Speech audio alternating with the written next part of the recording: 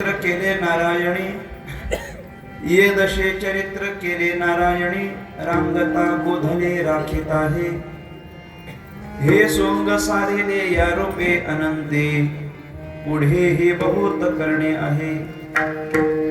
आहे तुका म्हणे धर्म संस्थापने आहे तुका म्हणे धर्म संस्थापने केला नारायणी अवतार माझी वाणी तुझे वर्णी गुणनाम ऐसे देई प्रेम काही कळा पांडुरंगा करो प्रथम नमन दुसरे चरणा संतांच्या त्यांच्या कृपादाने कथेचा विस्तारू बाबाजी सद्गुरु दास तुका योग ध्यान समायुक्तम निष्प्रपंचम परिग्रहम प्रसन्नं वदनं शांतं मंगलं सुमनोहरम् ज्ञान वैराग्य संपन्न अखंड निज बोध रूपम पूर्ण ब्रह्मा श्री सद्गुरे वामनाय नमोस्तुते नसे आप पर ऐसा जगे जो महात्मा विरक्ती श्रेष्ठ भक्ती स्मरी नित्य रामा तिथी माग पौर्णिमा साधोनी वाट धरिले निज धामा नमस्कार माझा सद्गुरु सावळा रामा मस्तक माझा पायावरी या वारकरे संतांच्या ये दशे चरित्र केले नारायणी ये दशे चरित्र केले नारायणी रांगता गोधने राखीत आहे माझी वाणी तुझे वर्णी गुणनाम ऐसे दे प्रेम काही कळा विठ्ठला विठ्ठला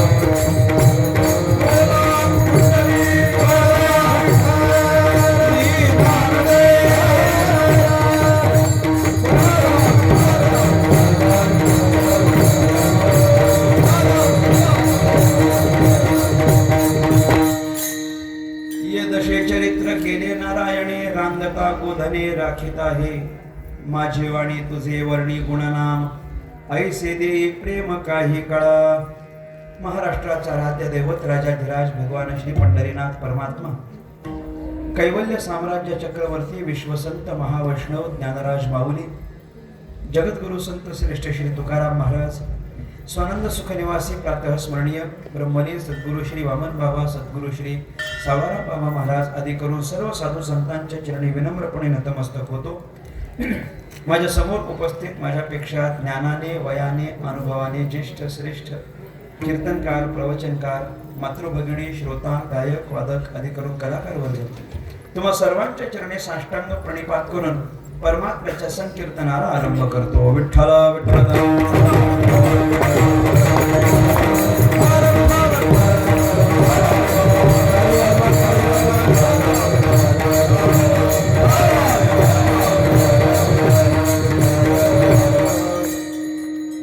अभंगावरील चिंतनाला आरंभ करण्यापूर्वी अल्पसा परिहार देणं अत्यंत महत्त्वाचं आहे. आपल्या या कान्हे गावामध्ये संपन्न होत असलेला प्रतिवार्षिक अखंड हरिनाम सप्ताह यंदाचं हे त्याचं 48वं वर्ष आहे.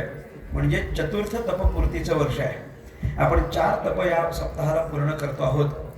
कैलासवासी रघुनाथराव शंकरराव सातकर यांच्या परमकृपा आशीर्वादाने संपन्न होत असलेला आपला हा उत्सव आहे. एक मोठी परंपरा प्राप्त झालेला उत्सव आहे. 48 वर्ष आपण त्याला पूर्ण केली आहेत. येत्या 2 वर्षात आपण त्याचा सुवर्ण महोत्सव संपन्न करणार आहोत. अशा एका दिव्य परंपरेकडे वाटचाल करणाऱ्या या उत्सवातील आजची ही सांगतेची म्हणजेच प्रसादाची कीर्तनाची सेवा माझ्यासारख्या एका सर्वसामान्य साधकाकडे आपण सुपूर्त केली आहे. तद निमित्ताने या ठिकाणी उपस्थित आहे. विठ्ठला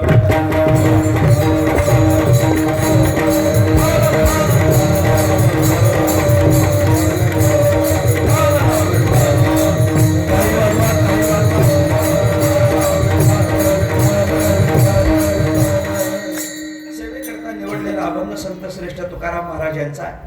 अभंग 3 चरणांचा आहे. तुकाराम महाराजांच्या गाथेतील बालक्रीडा नावाच्या प्रकरणातला हा अभंग आहे. आणि या अख्ख्या प्रकरणातला सगळ्यात लहान अभंग म्हणजे आजचा अभंग आहे. केवळ 3 चरणाचा अभंग आहे. नाहीतर तुम्ही तुकोबारायांची गाथा उघडून पाहाल आणि बालक्रीडा प्रकरण पाहाल तर सगळे मोठे अभंग आहेत. सगळे 8, 10, 11, 12, 13, 14, 15 चरणाचे असे मोठे मोठे अभंग बालक्रीडा प्रकरणामध्ये आपल्याला पाहायला मिळतील. हा सगळ्यात लहान अभंग आहे, 3 चरणांचा अभंग आहे. जसं आपल्या संपूर्ण हरिपाठाला एकच ध्रुपद असतं, हरिमुखे म्हणा पुण्याची गणना कोण करी. तसं तुकाराम महाराजांचं हे जे बालक्रीडा प्रकरण आहे, या अख्ख्या बालक्रीडा प्रकरणाला एकच ध्रुपद असतं, माझी वाणी तुझे वर्णी गुणनाम ऐसे देई प्रेम काही कळा. जगद्गुरु श्री तुकाराम महाराजांचा अत्यंत प्रसिद्ध असलेला हा अभंग आहे. या अभंगाच्या माध्यमातून श्री तुकाराम महाराजांनी भगवान परमात्म्याच्या गोकुळातल्या चरित्राच्या संबंधाने चिंतन केलंय.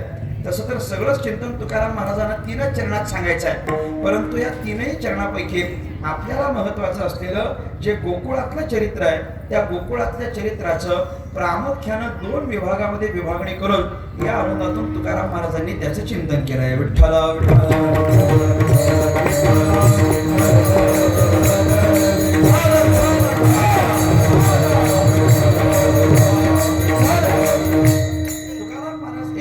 देवाच्या अवताराच्या संबंधाने बोलतात.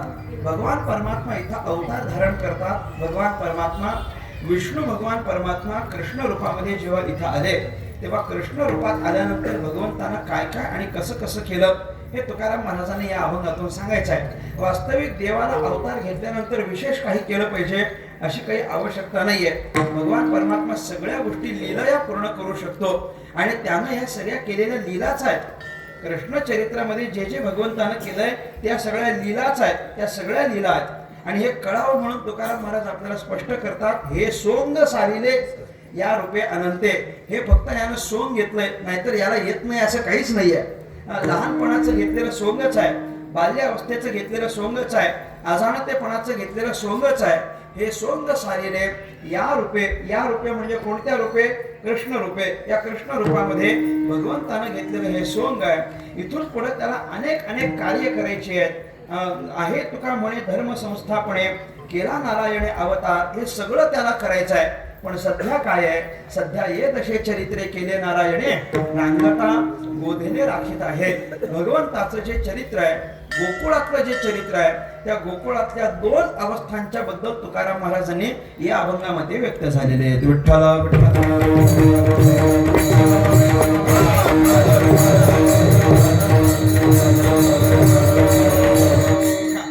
भगवान परमात्म्याच्या चरित्राच्या बद्दल तुकाराम महाराज बोलतात. हे चरित्र की नाही, चरित्राच्या संबंधाने आपण जर विचार करायचं ठरलं तर चरित्र हे देवाचं चरित्र पुन्हा पुन्हा श्रवणीय चरित्र आहे. श्रवणीय म्हणजे आपण परत परत ऐकलं पाहिजे असं चरित्र आहे. काल्याचं कीर्तन पहिल्यांदाच ऐकणारं कोण आहे मला सांगावं? इथं बसलेल्या पैकी आजपर्यंत कधीच काल्याचं कीर्तन ऐकल्यानं पहिल्यांदाच बसलोय असं आहे का कोणी? कोणीच नाहीये. असलं तरी कोणाची मी आहे असं म्हणण्याची हिंमत नाहीये. 48 वर्षात तर पहिल्यांदाच कोण ऐकणार आहे? अनेक वेळा आपण काल्याची कीर्तनं ऐकलेली आहेत. बरं, भरपूर काल्याची कीर्तनं ऐकली आणि त्या सगळ्या कीर्तनामध्ये आपण कृष्णाचं चरित्र तेच ऐकतो की वेगळं ऐकतो? काही तेच असतं, सगळं तेच चरित्र असतं. पण तेच चरित्र जरी असलं तरी कृष्णाचं चरित्र ऐकलं कंटाळा आला असं कधी होत नाही. ते पुन्हा पुन्हा श्रवणीय असं देवाचं चरित्र आहे.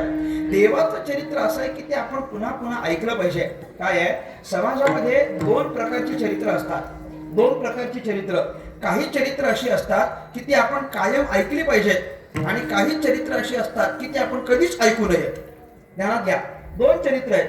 एक चरित्र असं आहे की ते कधीच ऐकू नये आणि दुसरं चरित्र असं आहे की ते कायम ऐकलं पाहिजे. 2 प्रकारची चरित्र आपल्या समोर व्यक्त केलेली आहेत. काही चरित्र अशी असतात की ती कानावर पडता कामा नये, आपल्या कानावर सुद्धा पडता कामा नये अशी काही चरित्र असतात.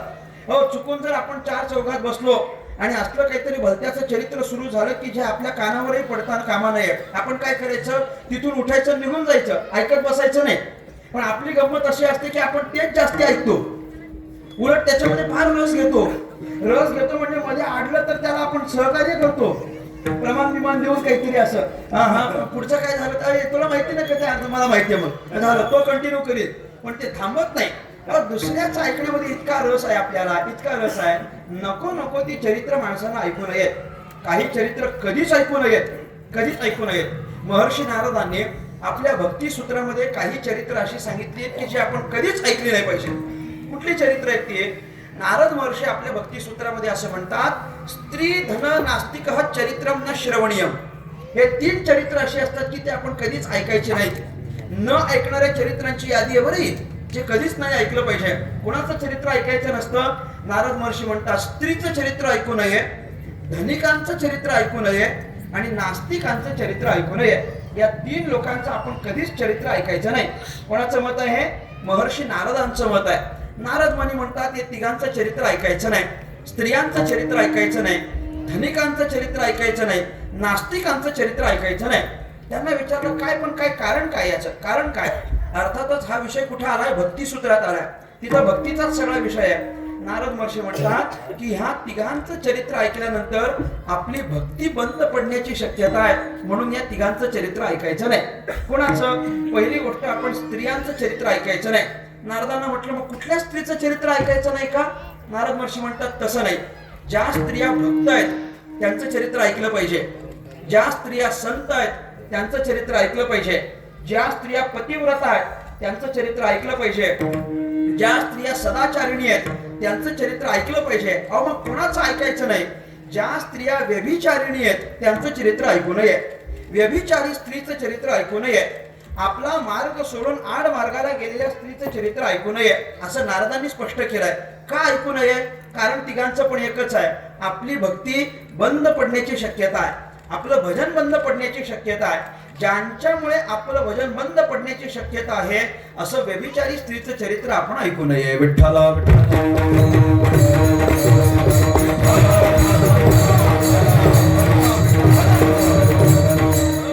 व्यभिचारी स्त्रीचं ऐकू नये म्हणजे इथं स्त्रीचंच ऐकू नये असं नाही बरं का, व्यभिचारी पुरुषाचं पण ऐकू नये. व्यभिचारी पुरुषाचंही चरित्र ऐकू नये, व्यभिचारी स्त्रीचंही चरित्र ऐकू नये, व्यभिचारी माणसाचं चरित्र ऐकू नये. का ऐकू नये? ते आपल्याला आपलं भजन बंद पडायला कारणीभूत ठरेल, आपलं भजन बंद होईल असं काही ऐकू नये. एकतर गंमत आपली अशी आहे की सुरूच झालेलं असतं मोठ्या प्रयत्नानं आपलं भजन, एकदम मोठ्या प्रयत्नानं. आणि माझा अनुभव तर असा आहे की सुरू व्हायला कारण फार थोडी असतात, पण बंद पडायला लई कारण, बारीकचं कारण आलं तरी महाराज लगेच भजन बंद, लगेच भजन बंद. भजन बंद करायची इतकी घाई असते, सांगतो तुम्हाला, इतकी घाई असते भजन बंद. मी कधी कधी काही लोक बघितलेले असतात, आपल्या घरात काही दुःख नाही, आमच्या घरात आम्हाला दुःख आहे, आम्ही सप्त्याला येत नाही. बरं, आम्ही दुःख आहे म्हटल्यानंतर सप्त्याला येत नाही, पण दुःख आहे म्हटल्यानंतर फिरायला बरोबर जातात लोक. अरे मग तुम्ही भजन का बरं बंद करता? भजन बंद करू नये. ऐका, कोणतंही कारण असतं तरी भजन बंद करू नये. अहो भजन हे सर्वकालिक सुख देणारं साधन आहे हो, ते बंद नाही केलं पाहिजे. नारद महर्षी म्हणतात काही लोकांचं चरित्र असं आहे, व्यभिचारी स्त्रीचं अथवा पुरुषाचं चरित्र असं असतं की ते ऐकल्यानंतर आपलं भजन बंद पडण्याची शक्यता आहे, म्हणून व्यभिचारिणी स्त्रीचं चरित्र ऐकू नये. एक. दुसरं कोणाचं ऐकू नाही? धनिकांचं चरित्र ऐकायचं नाही. धनिक म्हणजे श्रीमंत, श्रीमंत माणसाचं चरित्र ऐकू नये. का ऐकायचं नाही? कारण परत तेच आहे. कारण काय? कारण काय? आपलं भजन बंद पडण्याची शक्यता आहे. तुम्हाला कसं काय? श्रीमंताचं चरित्र ऐकलं, श्रीमंताचं चरित्र पाहिलं की त्याच्यासारखं श्रीमंत व्हावं असं आपल्याला वाटतं की वाटत नाही? श्रीमंत व्हावं असं वाटतं की वाटत नाही? हो नाही बोलत, चला जरा माना तरी हलवा, जरा कळू द्या तरी मला, जरा कळ वाटतं की वाटतं? आपल्याला श्रीमंत व्हावं असं वाटतं की नाही? वाटतं. वाटण्याला काही हरकत नाही, माझी काहीच हरकत नाही. श्रीमंत व्हावं असं वाटलं पाहिजे, कोणतीच हरकत नाही. पण गंमत अशी आहे की कधी कधी श्रीमंत होण्याकरता जेव्हा माणूस प्रयत्न करतो आणि सरळ मार्गाने जर त्याला श्रीमंत होता आलं नाही तर तो अनेक वेळा वाम मार्गाचा आश्रय घेतो, चुकीच्या मार्गाचा आश्रय घेतो, नको त्या मार्गाने जातो, दुष्टाचरण दुष्ट कर्म करतो. आणि दुष्ट कर्माने जर तो श्रीमंत होण्याचा प्रयत्न करत असेल तर याचा अर्थ आतापर्यंत केलेलं त्याचं सत्कर्म संपलं आणि नको ते वाईट कर्म करायला लागला. कशामुळं? श्रीमंताचं चरित्र ऐकलं म्हणून. म्हणजे श्रीमंताचं चरित्र ऐकल्यानंतर सदाचरण बंद पडेल, सत्कर्म बंद पडेल, भक्ती बंद पडेल, म्हणून श्रीमंतांचं चरित्र सुद्धा ऐकू नये. 2. आणि तिसरं कोणाचं चरित्र आहे? तिसरं कोणाचं चरित्र आहे? नास्तिकांचं चरित्र आहे. नास्तिकांचं चरित्र ऐकायचं नाही. का बरं? ते हेच सांगण्यात व्यस्त असतात की या जगात देव नाही, देव नाही. अहो लय चांगलं पटवून देतात ते, या जगात देव नाही, देव नाही, देव नाही असं पटवून देतात, उत्तम पद्धतीने पटवून देतात. बरं, ते मोठ्याने म्हणतात पण आम्ही देवाला मानत नाही, आम्ही देवाला मानत नाही. मला असा एक भेटला होता, त्याला मी म्हटलं बरं झालं तूच देवाला मानत नाही, तू देवाला मानत नाही. ज्या दिवशी देव असं म्हणेल ज्या दिवशी देव असं म्हणेल की मी तुला मानत नाही, त्या दिवसापासून कोणीच मानणार नाही म्हटलं. कोणी म्हणावं आपला देव किती कृपाळू आहे, किती कृपाळू आहे. या जगात देव आहे असं जे म्हणतात त्यांचंही पोट देव भरतो, आणि या जगात देव नाही असं म्हणणारे जे आहेत की नाही त्यांचंही तो पोट भरतो. इतका तो दयाळू आहे, इतका तो दयाळू आहे. अहो नास्तिकांचं त्यांचं काय खरं आहे, नास्तिक पुरुषाचं काय खरं आहे, नास्तिक माणसांचं काय खरं आहे. आपला कुठंतरी लौकिक वाढावा याच्याकरता कुठंतरी इकडून तिकडून घुसणारे हे नास्तिक आहेत. त्यांच्या पाठीला कोणाच्याही पाठी लागू नये, कोणाच्याही पाठी लागू नये. कोणाच्या भलत्या सलत्याच्या मागे तर अजिबात जायचं नाही. आपण नास्तिक पुरुषांच्या मागे जायचं नाही. ती काही करतील. एकदा एका स्टेजवर आम्हाला बसण्याची संधी मिळाली. संधी म्हणजे त्या स्टेजवर एक नास्तिकही विद्वान होता. तो हरकत नाही, त्याचं ज्ञान चांगलं होतं, आणि त्यासोबत आम्ही दोघे पण एका स्टेजवर चांगला तो कार्यक्रम झाला. त्याच्यामध्ये त्यांचं भाषण झालं, त्याच्यामध्ये आमचं भाषण झालं. त्यांना विषय होता या जगात देव नाही हे पटवून द्यायचं. काय विषय होता? जगात देव नाही हे पटवून द्यायचं. आणि त्यानं इतक्या चांगल्या पद्धतीनं पटवून दिलं. सगळ्यांना 1.5-2 तास भाषण दिलं या जगात देव नाही या विषयावर. आता ते भाषण सगळं त्याचं ऐकलं. मला वाटलं हा माणूस ज्ञानी आहे बाबा, काय नाही का होईना पण व्यवस्थित पटवून दिलं ना त्यानं, मग आपण त्याची भेट घ्यावी. मी त्याच परिसरात होतो. दुसऱ्या दिवशी तिथल्या लोकांना विचारलं, बाबा त्या साहेबांचं घर कुठं आहे? ते म्हटलं आहे की जवळच आहे. म्हटलं भेटीला गेलं पाहिजे, आपल्या चांगला माणूस आहे, विचारवंत वाटला, आपण त्याच्या भेटीला जाऊ. म्हणून त्याला भेटण्याकरता म्हणून त्याच्या घरी गेलो. सकाळी त्याच्या घरी गेलो. साहेब काही समोर दिसले नाही. साहेबांची सौभाग्यवती बाहेर. तिला विचारलं, साहेब घरात आहेत काय? आहेत की म्हटले. म्हटलं कुठं आहे? म्हटलं पूजेला बसले. ऐकताय ना, पूजेला बसले. म्हटलं पूजे, मला तर धडकी भरली ना. म्हटलं काल तर 1.5-2 तास यांनी भाषण केलंय या जगात देव नाही या विषयावर, आता पूजेला बसले. म्हटलं मला पूजा बघायची त्यांची. जा की आतमध्ये, इथंच देवघर आहे. देवघरात गेलो. हे बघतात तर आपले मस्त हात जोडून उभे, काहीतरी त्यांचं मंत्र पुटपुटणं चालू आहे. मी गेलो, 2 मिनिटात त्यांची पूजा संपली आणि ते माघारी फिरले. फिरल्यानंतर मीच त्यांच्या डोळ्यासमोर उभा. त्यांना म्हटलं काय, कसं काय? ते म्हटलं काय नाही. ते म्हटलं काय नाही, काय नाही. काल 1.5-2 तास तुम्ही भाषण केलं देव नाही या विषयावर, आणि आज सकाळी मी येऊन पाहतोय तुम्ही देवाची पूजा करता, हे कसं काय? म्हणले नाही महाराज, अजिबात नाही. माझा पूर्ण विश्वास आहे की या जगात देव नाहीच. म्हटलं मग ही पूजा कशा करता? म्हटलं या जगात देव नाहीच. असला बिसला तर म्हणून आपली पूजा करायची म्हटले थोडी. नास्तिकांचं काय खरंय सांगा? नास्तिकांच्या मागे लागायचं नाही. म्हणजे नास्तिकांचं चरित्र ऐकायचं नाही, श्रीमंतांचं चरित्र ऐकायचं नाही, आणि व्यभिचारिणी स्त्रीचं चरित्र ऐकायचं नाही. कारण काय? यांचं चरित्र ऐकल्यामुळे आपलं भजन बंद पडण्याची शक्यता आहे. विठ्ठल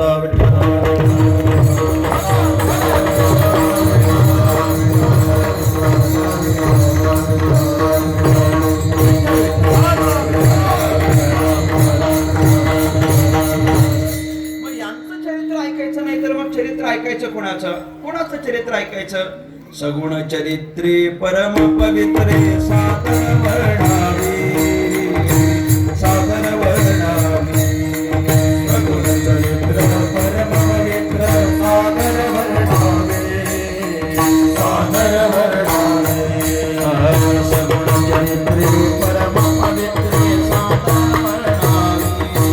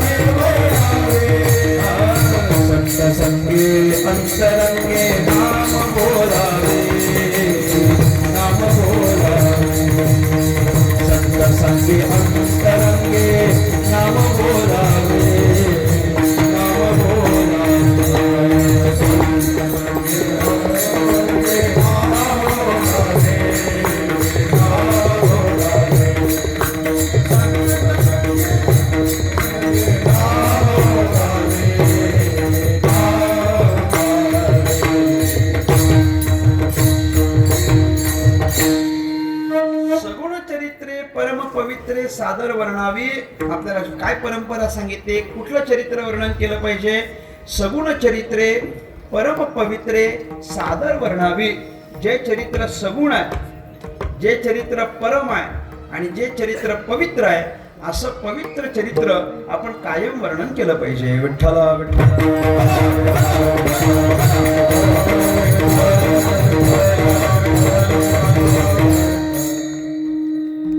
इकडे येऊन बसा. महिला वर्ग जे आलेत ना, इकडे बसा. इकडे जागा आहे, ते तिकडे पार नंतर ते ऊन येणार आहे. पुरुषांमध्ये हे मधली जागा भरून काढा ना तुम्ही. अशी मध्ये जागो ठेवू नका, म्हणजे बाकीच्या श्रोत्यांना हे मधला पॅच जो दिसतोय हिरवा मध्ये सरका सरका. एकतर पुढच्या मागे सरका, काहीतरी मागच्या पुढे काहीतरी करा, पण सरका. आणि जागा करून द्या सगळ्यांना. बाहेर ऊन भरपूर आहे, त्यामुळे आपण व्यवस्थित व्यवस्थापन करा आणि व्यवस्थितपणे बसून घ्या. विठ्ठला विठ्ठला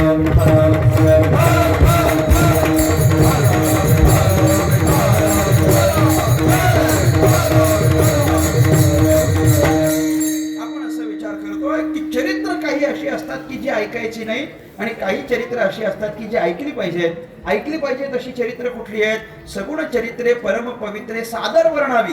सादर म्हणजे नेहमी तत्पर, तत्परतेनं आपण हे चरित्र सांगितले पाहिजेत. जे चरित्र सगुण परम आणि पवित्र आहे. मग परम असलेलं म्हणजे श्रेष्ठ, सगुण गुणासहित आणि चरित्र पवित्र आहे. असं कुठलं चरित्र आहे? असं फक्त दोघांचं चरित्र आहे. एक तर देवाचं आहे आणि दुसरं संतांचं आहे. संतांच्या चरित्राचा माझा विषय नाही, त्यामुळे मी त्याला विस्तार करत नाही. पण देवाचं चरित्र आपण वर्णन केलं पाहिजे. का देवाचं चरित्र वर्णन करायचं? देवाचं चरित्र सगुण आहे, देवाचं चरित्र परम आहे आणि देवाचं चरित्र पवित्र आहे. देवाचं चरित्र पवित्र यात नवल नाही. देवाचं चरित्र पवित्र आहे यात नवल नाही. एखाद्या मनुष्याला दुष्ट कर्म करून जर त्याच्या जीवनाला अपवित्रता आली असेल, माझ्याकडे लक्ष द्या, बोलू नका, माझ्याकडे लक्ष द्या. एखाद्या मनुष्याला दुष्ट कर्म करून जर त्याच्या जीवनाला अपवित्रता आली असेल, तर आपल्या जीवनाची अपवित्रता घालविण्याकरिता सुद्धा देवाचं चरित्र कारणीभूत होत असतं. पवित्र होईना चरित्र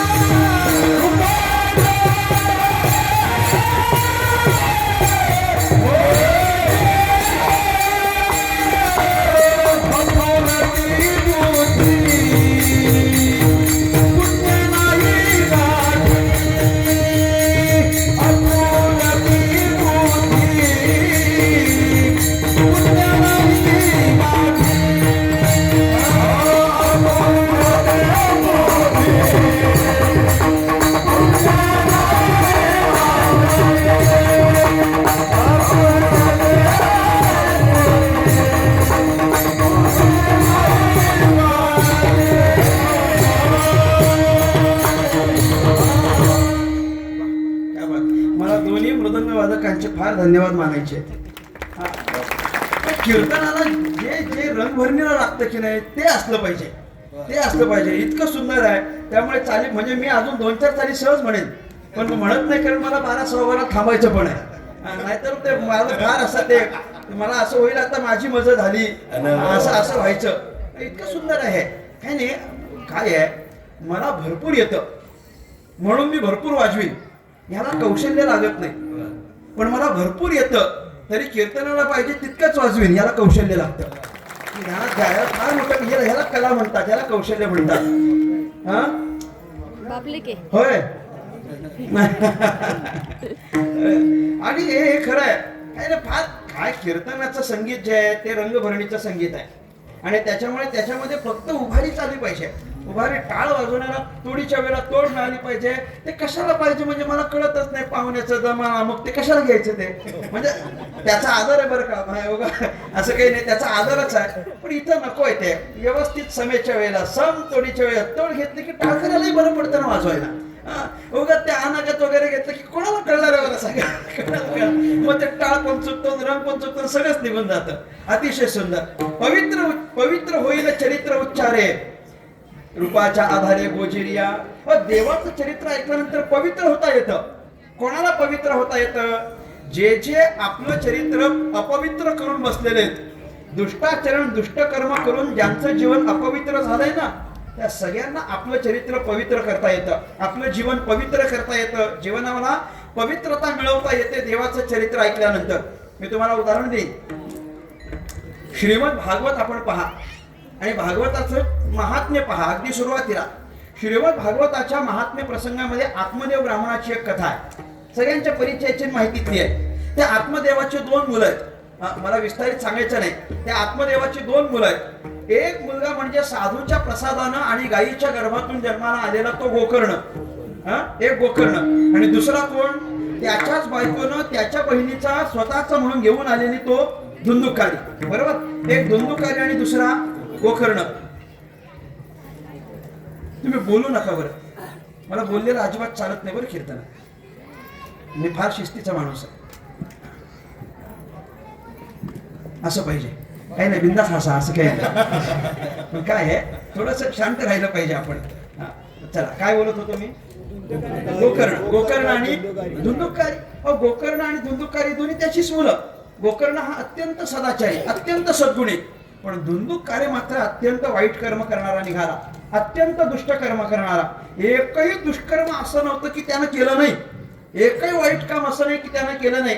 एकही व्यसन असं नाही की त्यानं केलं नाही. सगळ्या पद्धतीची व्यसनं त्यानं केले.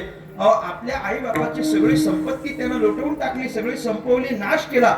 बरं, सरते शेवटी आपल्याला आई बापाकडून संपत्ती मिळावी याच्याकरता तो आई बापाकडून आग्रह करायचा. म्हणजे धुंदुलीकडून आणि आत्मदेवाकडून जाऊन मागायचा. बऱ्या बोलानं दिलं तर ठीक, नाही तर आई बापाला मारहाण करायचा. प्रसंगी लाथा सुद्धा आणल्या. आत्मदेवाला त्याचं फार वाईट वाटलं, फार दुःख झालं त्याचं, की बाबा काय झालं, आपलाच हा लेकरू आहे. परंतु तरीही संपत्ती व्यसनांच्या पोटी, दुष्कर्म करण्याच्या पोटी यांना सगळी संपत्ती घालवली, सगळी दुष्टकर्म केली, सगळ्या पद्धतीचं दुराचरण यानं केलं. फार वाईट वाटलं. कोणाला? आत्मदेवाला फार वाईट वाटलं. आता इतकं वाईट वाटलं तर विचार करायला लागला, काय करायचं आता, काय करायचं. आता हे त्याच्या पोराचं त्याला पाहवत नाही. आणि म्हणून गोकर्णानं त्या आत्मदेवाला असं सांगितलं, तुम्ही एक काम करा. काय करा? हे तुम्हाला नाही सहन होत ना, मग एक काम करा, घरातून निघून जा, तीर्थयात्रेला जा. आत्मदेव तीर्थयात्रेला निघून गेले. तिकडच त्यांची प्राणज्योत मावळली, संपलं. आता ही जी आई आहे म्हणजे कोण? धुंदुली. त्या धुंदुलीला मारहाण करून इतका त्रास दिला की तिनं एकदा स्वतःची आत्महत्या करून घेतली, तीही मेली. आता ती सगळी संपत्ती होती ती याच्या एकट्याच्या वाट्याला आली आणि यानं ती सगळी संपत्ती संपवायची म्हणून सगळी व्यसनं केली, सगळी संपत्ती संपवली. प्रसंगी त्यानं काय केलं, ऐका, माझ्याकडे लक्ष द्या. त्या धुंदुकारीनं 5 वेश्या घरात आणून ठेवल्या. 5 वेश्या घरात आणून ठेवल्या आणि त्या 5ही जणींना त्यांची इच्छा पूर्ण करण्याकरता हा संपत्ती आणून द्यायचा, पैसा आणून द्यायचा. बरं, त्या 5 जणींनी एकदा विचार केला की हे पैसा आणतं कुठून ते तरी बघावं. आपल्या 5 जणींच्या इच्छा पूर्ण करण्याकरता हा पैसा कुठून आणत असेल. त्यांनी बघितलं तर हा रोज कुठंतरी जायचा, चोरी करायचा. याच्या घरून चोरी करा, त्याच्या घरून चोरी करा, याचं मागा, त्याचं मागा. अशी ही चोरी लबाडी करून हा सगळी संपत्ती गोळा करून येतो आणि मग आमच्या इच्छा पूर्ण करतो. त्या 5 जणींनी विचार केला, यदा कदाचित जर राजाला हे कळलं तर राजा काय करेल? राजा ह्याला शिक्षा करेल. बरं, याला शिक्षा करेल यात आपलं काही जात नाही, पण याच्या बरोबर राजा आपल्याला पण शिक्षा करेल. मग काय केलं पाहिजे? त्या 5 जणींनी मिळून ठरवलं की आता याला मारून टाकायचा. 5 जणींनी मिळून ठरवलं याला मारून टाकायचा. बरं, मारून टाकायचं ठरवलं, पण ते मरतो कुठं? एवढं वाईट काम केलं लवकर मरत नाही. धुंदुकारी तुम्ही लांब जाऊ नका. धुंदुकारी इतकी दुष्ट करून लवकर मरतो तो लवकर मरत नाही. त्याला प्रयत्न केले त्यांनी. पहिल्यांदा त्याचा श्वास दाबून काय उशी फडकं तोंडावर ठेवून त्याचा श्वास दाबून त्याला मारण्याचा प्रयत्न केला. मेला नाही तो. त्याच्या गळ्याला फास देऊन त्याला मारण्याचा प्रयत्न केला तरी तो मेला नाही. बरेच प्रयत्न केले तरी तो मरत नाही. मग आता काय करायचं? काय केलं असेल आपण कल्पना करू शकत नाही. त्या 5 जणींनी हा मारावा म्हणून काय केलं माहितीये? जळते निखारे विस्तव असतं ना, जळते निखारे जळतं विस्तव घेऊन आल्या. तो लाल भडक असा तो सगळा याच्या तोंडात कोंबला आणि कोंबून त्याला मारला. असं इतके दुष्ट कर्म केलेले तो जळता निखारा याच्या तोंडात कोंबून त्याला मारला आणि तो मेला. मेल्यानंतर ह्याला काही चांगली योनी मिळणार आहे. मेल्यानंतर त्याला प्रेत योनीला तो गेला. पिशाच्य योनीला गेला. आता पिशाच्य योनीला गेल्या कारणानं झालं काय? पिशाच्य योनीत गेल्यामुळे हा त्याच घराच्या अवतीभोवती रेंगाळायला लागला. अदृश्य, कोणाला दिसत नाही. भूत प्रेत आपण म्हणतो की नाही, त्या पिशाच्य योनीला तो गेला, कोणाला दिसत नाही. आता जेव्हा तिकडं गोकर्णाला कळलं ना, की आपल्या भावाचं असं मरण झालंय. गोकर्ण तीर्थयात्रेत होते. त्यानं गयेला गेला गोकर्ण आणि आपल्या भावाच्या नावानं त्यानं श्राद्ध घातलं की बाबा त्याला श्रद्धांजली मिळावी आणि तो मुक्त व्हावा. गोकर्णाला वाटलं बरं झालं, भावाचं श्राद्ध घातलं, आता हा मुक्त झाला. गोकर्ण घरी आले आणि आपल्या त्या घरामध्ये प्रवेश केला आणि रात्रीच्या वेळी बघतात तर काय, प्रत्येक 5-5 मिनिटांनी कुणीतरी येतं आणि वेगळ्याच रूपात समोर येतं, नंतर वेगळेच आवाज काढतं. आता हे वेगळ्याच रूपात येणार, कधी बैलाच्या कधी बोकडाच्या, असं वेगवेगळ्या रूपात यायचं आणि वेगळे आवाज काढायचा. आता हे वेगळे आवाज काढून वेगळ्या रूपात येणारा कोण आहे? हा कोण आहे? हा तोच पिशाच्य योनीला गेलेला धुंदुकारी आहे. पण या गोकर्णाला वाटलं बाबा हे नेमकं आहे तरी कोण? ते बोलत तर काहीच नाही. गोकर्णाचं तपश्चर्याचं बळ होतं. आपल्या कमंडलूतलं पाणी त्यानं या पिशाच्य योनीवर असं शिंपडलं आणि त्याला बोलतं केलं. त्याला विचारलं तू कोण आहेस? गोकर्णानं त्या धुंदुकारीने सांगितलं, अरे मी तुझा भाऊ आहे धुंदुकारी. गोकर्ण म्हटलं तू अजून इथंच आहेस? म्हटलं तू अजून इथंच आहेस? अरे तुझ्या नावानं मी गयेला श्राद्ध घातलं ना, तू मुक्त व्हायला पाहिजे होता. धुंदुकारी म्हटला तू म्हणतो ते बरोबर आहे, मी मुक्त व्हायला पाहिजे होतो, पण माझं पापच इतकं आहे की गयेला एकदा नाही अजून 100 वेळा जरी तू श्राद्ध घातलं तरी मी मोकळा होणार नाही. म्हटले इतकं पाप मी केलेलं आहे. म्हटले त्यानं मान्य केलं. मग आता काय? त्या धुंदुकारीनं प्रार्थना केली, तू काहीही कर, कोणतेही प्रयत्न कर, पण मला मात्र यातून मोकळं कर, यातून मला मुक्त कर. त्यावेळेला गोकर्णानं सगळीकडे शोधलं की भावाची या पिशाच्य योनीतून मुक्ती करावी, याकरता आता काय केलं पाहिजे. त्यानं भरपूर शोधलं. तेव्हा त्या गोकर्णाला सूर्यनारायणानं असा उपाय सांगितला, एक काम करा. काय करा? आजूबाजूच्या सगळ्या आपल्या साधकांना श्रोत्यांना निमंत्रण द्या, त्या सगळ्यांना आपल्याकडे बोलवा आणि सगळ्यांच्या उपस्थितीमध्ये याला मुक्ती मिळावी याकरता श्रीमद भागवताची कथा करा. काय करा? भागवत कथा करा. भागवत कथा म्हणजे काय? देवाचं चरित्र. भागवत कथा म्हणजे दुसरं काय आहे? देवाचं चरित्रच आहे. ती भागवत कथा ऐकली आणि भागवत कथा ऐकत असताना हा जो पिशाच्य योनीला धुंदुकारी गेला होता की नाही, त्याला एका जागी बसता यायचं नाही. मग ह्यानं या 7 दिवसांपर्यंत कुठं बसायचं ठरवलं? तो बांबू असतो की नाही, बांबू माहितीये ना आपल्याला, बांबू काय म्हणतात त्याला? हा बस चालेल. कसला? कळकीचा. बस तू कळकी बर, कळकीचा बांबू. मला केवळ बांबू माहिती आहे बरं का. आता काय ते मला फक्त इतकंच माहिती आहे की बाबा त्याला वितीवर गाठी असतात, बस इतकंच माहिती आहे. त्याला वितीवर गाठी असतात. मी गमतीने म्हणत असतो वितीवर गाठी असलेला बांबू काय ना आतल्या गाठीचा माणूस काय सारखंच असतं, काय फरक नसतो त्याच्यामध्ये, काय सारखंच ते सारखंच. आता त्या बांबूच्या ठिकाणी 7 गाठी असलेल्या बांबूमध्ये हा जाऊन बसला आणि आश्चर्य असं घडलं. पहिल्या दिवसाची कथा संपली की ह्यानं जे ऐकलं होतं त्या सगळ्याचं हा स्मरण करायचा, चिंतन करायचा, मनन करायचा आणि दिवसभर ऐकल्याचं संध्याकाळी मनन केल्याच्यामुळे ती पहिली गाठ फुटली, दुसऱ्या दिवशी दुसरी गाठ फुटली, तिसऱ्या दिवशी तिसरी गाठ फुटली, असं करत 7 दिवसांपर्यंत यानं चरित्र ऐकलं. 7 दिवसाचं चरित्र ऐकून 7 दिवसाच्या 7 गाठी फुटल्या आणि मग हा जो धुंदुकारी होता की नाही, हा त्या पिशाच्या योनीतून मोकळा झाला. देव लोकातले गंधर्व याला घ्यायला आले आणि विमानात बसून याला घेऊन गेले. माझा दृष्टांत संपला. मला सांगा, अत्यंत पापिष्ट आणि पापकर्म करणारा हा धुंदुकारी आहे, मात्र शेवटी त्याला देवाचे गंधर्व घ्यायला आले आणि घेऊन गेले. कारण काय? कारण फक्त त्यानं देवाचं चरित्र ऐकलं म्हणून. अर्थात देवाचं चरित्र काय करतं? पवित्र होईल. चरित्र उच्चारे रूपाच्या आधारे गोजिरिया. देवाच्या चरित्र श्रवणाने आपल्याला पवित्र होता येत असेल तर हे चरित्र आपण वारंवार ऐकलं पाहिजे. मग कोणतं चरित्र ऐकलं पाहिजे? तुकाराम महाराजांनी स्पष्ट करावं. चरित्र ते उच्चारावे केले देवे गोकुळी. गोकुळातलं चरित्र आपण वारंवार ऐकलं पाहिजे. मग आता गोकुळातलं चरित्र आपल्याला जे ऐकायचं आहे, त्या गोकुळातल्या चरित्राचे प्रमुख 2 भाग तुकाराम महाराज करतात आणि ते व्यक्त करतात अभंगाचं पहिलं चरित्र.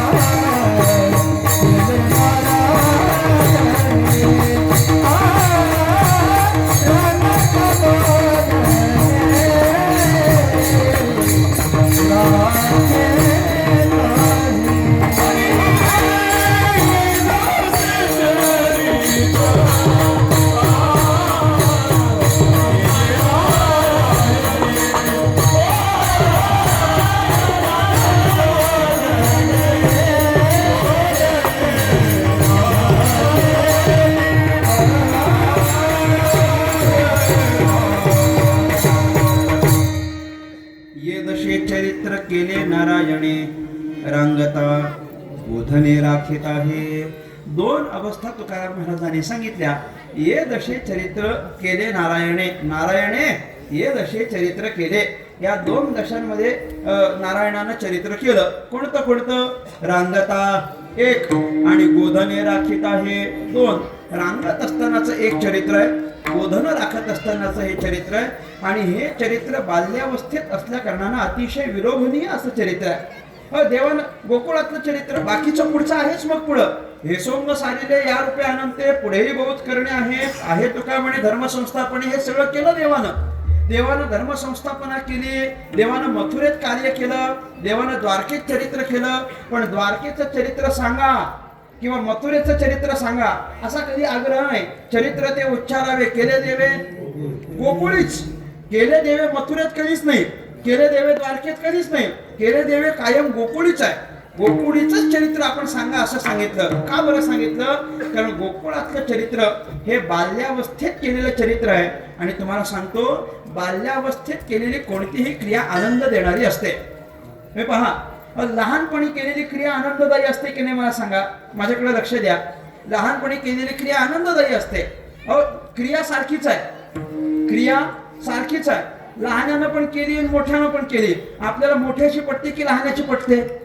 लेकराची आपल्याला आवडते. मी तुम्हाला उदाहरण देतो ना. असं समजा एखाद्या लहान लेकरानं तुम्हाला शिवी दिली, तुम्ही ऐकून घ्याल की नाही? हो नाही काहीतरी घेतो. काय लहान आहे बाबा, काय आता त्यात काय बोलता येतं? त्याला बोलता येतं हेच नवल आहे. त्याला बोलता येतं. शिवी दिली तरी लोक म्हणतात आमचा बाळ्या छान बोलतो. शिवी दिली तरी काय, तो शिवी देतो काय हे माहिती, तो बोलतो हे महत्वाचं असतं. तो बोलतो हे महत्वाचं असतं. तुकाराम महाराजांनी सांगितलं काय नाही, ते लेकराचं बोलणं हेच त्यांच्याकरता आश्चर्य असतं. आश्चर्य. मग लहान लेकरांना शिवी दिली, आपण ऐकून घेतो, ठीक आहे बाबा काही नाही. पण त्याच ठिकाणी जर मोठ्यानं शिवी दिली तर ऐकून घेऊ काय? मोठ्या माणसाने शिवी दिली तर ऐकून घेऊ का आपण? ऐकून घ्याल का? मोठ्यानं एखाद्याने शिवी दिली तर ऐकून घेत नाही. बरं ऐकून तर घेत नाही, मग त्याची दिलेली आपण त्याची त्याला परत करतो की ठेवून घेतो आपण? कसं करतो मला सांगा ना. आपण त्याची त्याला परत करतो. बरं तेवढीच परत करतो की आपल्याकडची पण एखादी?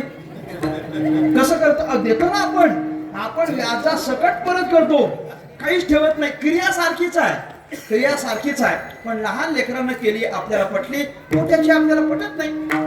लहान अवस्थेमध्ये केलं की त्याचा आनंद वेगळा असतो. लहान अवस्थेमध्ये केल्याचा आनंद. तुम्हाला एक माझा अनुभव तुम्हाला सांगतो. 30 नोव्हेंबर 2001 ला मी पहिलं कीर्तन केलं आणि 30 नोव्हेंबर 2026 ला मला 25 वर्ष पूर्ण होतील आता कीर्तन करायला सुरुवात केल्यापासून. माझ्या कीर्तनाचा रौप्य महोत्सव होणार आहे आता. 25 वर्ष होत आहे. मी 25 वर्ष पूर्ण करतोय. काय आहे, 2001 ला मी पहिलं कीर्तन केलं. 2002, 3, 4, 5 या सगळ्या पहिल्या 5-7 वर्षांमध्ये आमच्याकडे पाहण्याची लोकांची दृष्टी म्हणजे काय, हे बाल कीर्तन का? ते बाल कीर्तन आत्ताच्या सारखं नाही. आमच्या वडिलांनी आमच्याकरता खूप कष्ट घेतले की आपल्याला व्यवस्थित कीर्तन सांगता यावं म्हणून. व्यवस्थित कीर्तन. अलीकडच्या बाल कीर्तनकाराचं आम्हाला इतकं नवल नाही, खंत वाटते. कुठल्या पद्धतीचे चाळे करायचे कीर्तनामध्ये, ते पण बाल कीर्तनकारानं. मी एखाद्या कीर्तनकाराचं कीर्तन बघितलं. एक अत्यंत ज्येष्ठ मृदंग वादक समोर बसलेत, ज्येष्ठ, आणि त्याला सांगताय असं कर, ते शाही पुढे तुझं वय तरी ऐका तितकं. मग मला ऐकून घेणारच. मी जर पखवाज वादक असतो तर मी पखवाज उभा करून घरी गेलो असतो.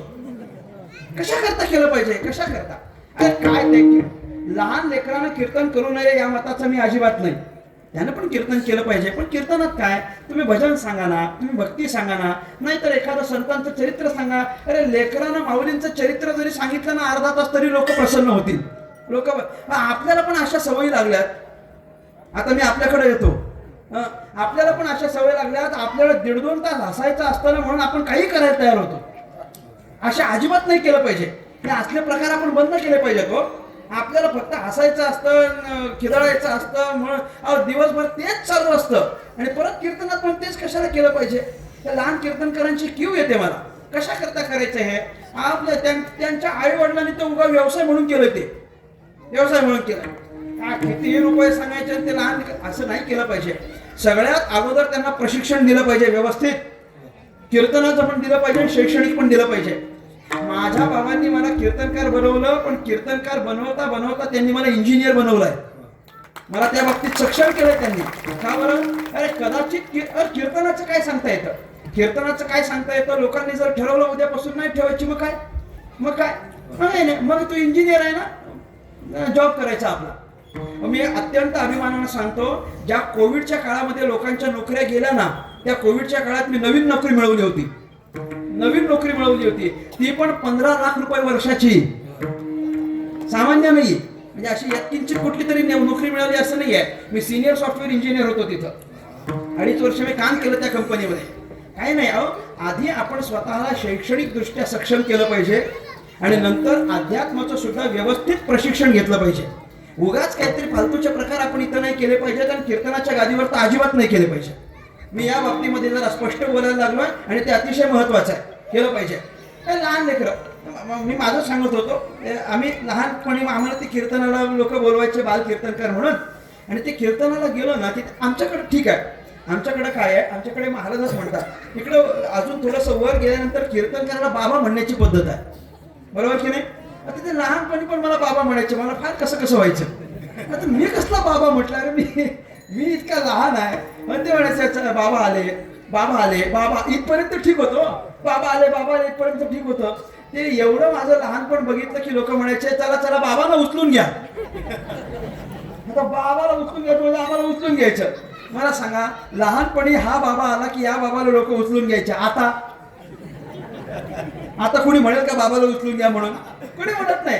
तेव्हा पण कीर्तनच करत होतो ना, आताही कीर्तनच करतोय की नाही. पण तेव्हा ते लहानपणीचं होतं ना, ते रमणीय आहे. लहानपणीच्या क्रीडा या विलोभनीय असतात, प्रसन्नदायक असतात, आनंद देणारे असतात. कृष्ण परमात्म्याचं द्वारकेतलं पण चरित्र आहे आणि मथुरेतलं पण चरित्र आहे, पण ते प्रौढ अवस्थेतलं आहे. आणि गोकुळातलं चरित्र हे बाल्यावस्थेतलं आहे.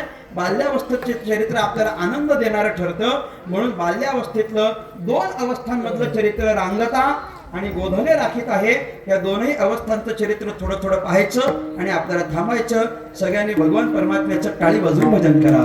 विठोबा रखोबा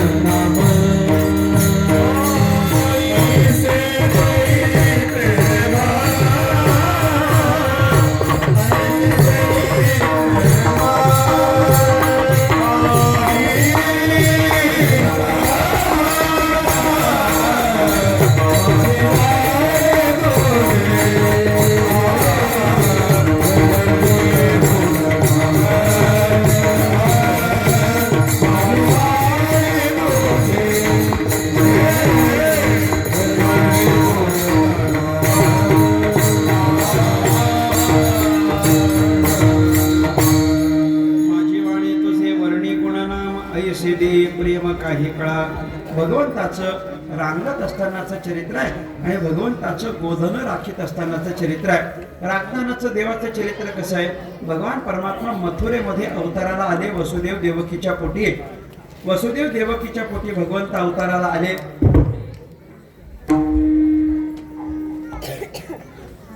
आठवे लेकरू म्हणून अवताराला आले आणि आठवं लेकरू अवताराला आलेलं पाहिलं. वसुदेवाला त्या लेकराकडे पाहिल्यानंतर इतका आनंद झाला, इतकं सौंदर्यवान, इतकं सुंदर ते लेकरू.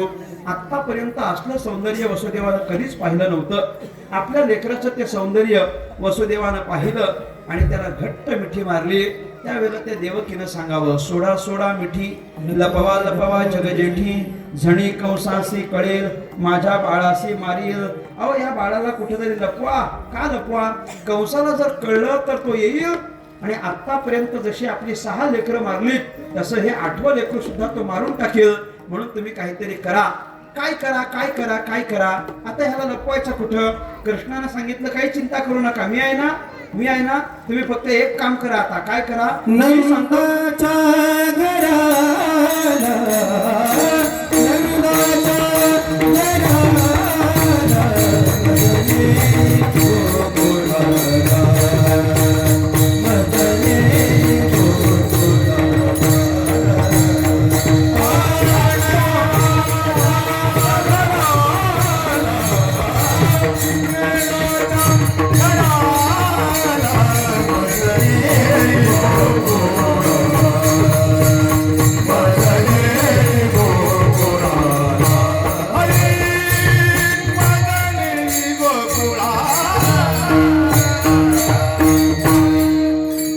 माया उपजली तेथे देवी माता आणि येथे नंदाच्या घराला,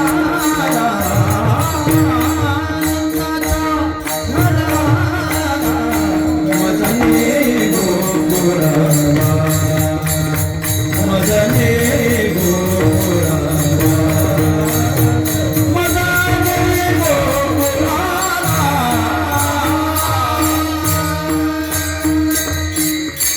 नंदाच्या घराला मदनी गोकुळाला माया उपजली तेथे ठेवी मज आणि येथे माया तिथे जन्माला आली. तिला इकडे घेऊन या, मला तुम्ही गोकुळामध्ये नेऊन पोहोचवा. वसुदेवानं कृष्णानं सांगितल्याप्रमाणे कृष्णानं गोकुळामध्ये नेऊन पोहोचवलं. कृष्णाच्या जागेवरची माया इकडे घेऊन आले. आता मथुरेमध्ये कोण जन्माला आलं? माया. आणि गोकुळामध्ये कोण जन्माला आला? कृष्ण. दोन्हीकडे एक एक बाळ जन्माला आलं. आता इकडं मथुरेमध्ये माया जन्माला आली आणि मथुरेत माया असल्या कारणानं मथुरेचं वातावरण भीतीचं आहे. मथुरेचं वातावरण भीतीचं आहे कारण मथुरेत कोण आहे? माया. आणि गोकुळाचं वातावरण आनंदाचं आहे कारण तिथं कोण आहे? कृष्ण. म्हणजे जिथं देव आहे तिथं आनंद आहे आणि जिथं माया आहे तिथं भीती आहे. जिथं जिथं माया तिथं तिथं भीती, जिथं जिथं देव तिथं तिथं आनंद. भगवंत आल्याचा आनंद सगळ्या गोकुळवासियांनी गोकुळीचा सुखा, गोकुळीचा सुखा, गोकुळीचा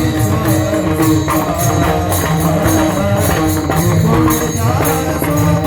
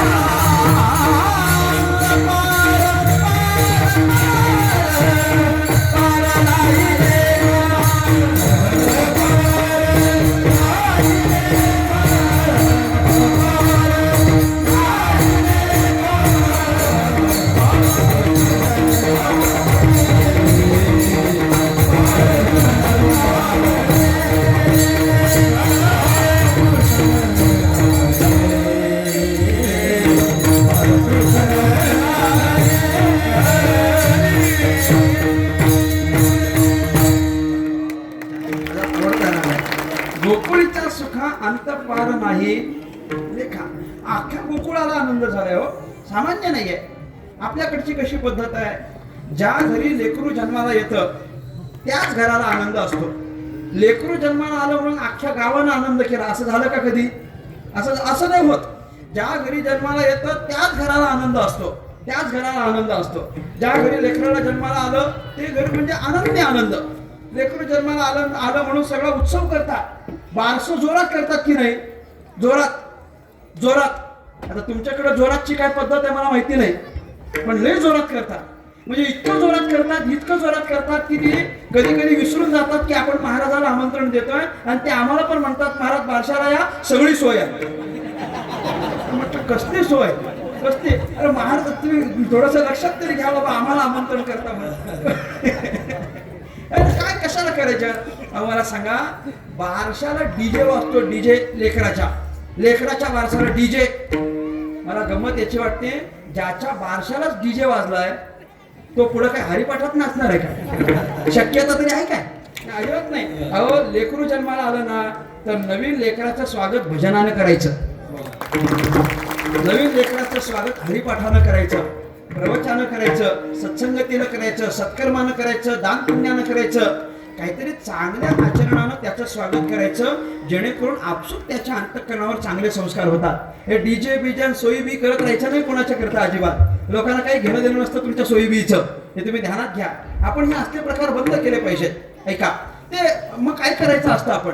नवीन लेकरू जन्माला ते गोकुळवासियांना विचारा, गोकुळीच्या सुखा अंत पार नाही लेखा, बाळ कृष्ण नंदा घरी आनंदल्या नरनारी, केलं काय गुडिया तोरणे, करीती कथा गाती गाणे. हे मला महत्वाचं आहे. कृष्ण येण्याचा आनंद कसा केलाय त्यांनी? करीती कथा आणि गाती गाणे. गाणे म्हणजे देवाचे गाणे. अलीकडं माऊलीचं भजन झालं नंतर म्हणतात ते गाणे नाही. ते अलीकडे आलं नवीन पद्धत. माऊलीचं भजन झालं की गाणी म्हणून दाखवायची. कशाकरता म्हणून दाखवायची ती? कशाकरता म्हणून दाखवायची मला कळत नाही. कीर्तनामध्ये आईन बाप सांगायची गरज काय हो? ज्याला कळलंय त्यानं व्यवस्थित केलंय सगळं. ज्याला आईबाप कळले ना त्यानं सगळी सेवा व्यवस्थित केलेली आहे. आणि ज्याला नाहीच कळले ना त्याला अख्खं कीर्तन आईबापावर करून पण उपयोग होत नसतो. तुम्ही ध्यानात घ्या, नाही केलं पाहिजे. प्रसंग आला, विषय आला, नक्की सांगितलं पाहिजे. सगळ्या पद्धतीचं, बरं का, मी सगळ्या पद्धतीचं बोलतो. विषय म्हणून छत्रपतींचं चरित्र आलं, आवर्जून सांगितलं पाहिजे. विषय म्हणून बाबासाहेबांचं चरित्र आलं, आवर्जून सांगितलं पाहिजे. विषय म्हणून काहीतरी आई बापाचं सांगावं वाटलं, आवर्जून सांगितलं पाहिजे. विषय म्हणून तीर्थाटन अवश्य सांगितलं पाहिजे. पण माऊलीचं भजन झाल्यानंतर आता मी तुम्हाला हे सांगतो असं अजिबात नाही सांगितलं पाहिजे. ही कुठल्याच कीर्तनाची मर्यादा नाहीये, हे आपण ध्यानात घ्या. काय व्हायला लागलंय, याच्यामुळे मूळ कीर्तन परंपरेला थोडासा छेद लागला. असं नाही झालं पाहिजे. कीर्तनच नाही, मी नेहमी विनंती करत असतो, आपण कोणत्याही पंथामध्ये असा, प्रत्येक पंथाची एक आचारसंहिता असते, एक नियमावली असते. आणि आपण ज्या पंथाचे पाईक होत आहोत, आपल्यामुळे त्या पंथाची नियमावली बिघडली नाही पाहिजे याची दक्षता आपण घेतली पाहिजे अत्यंत चांगल्या पद्धतीनं.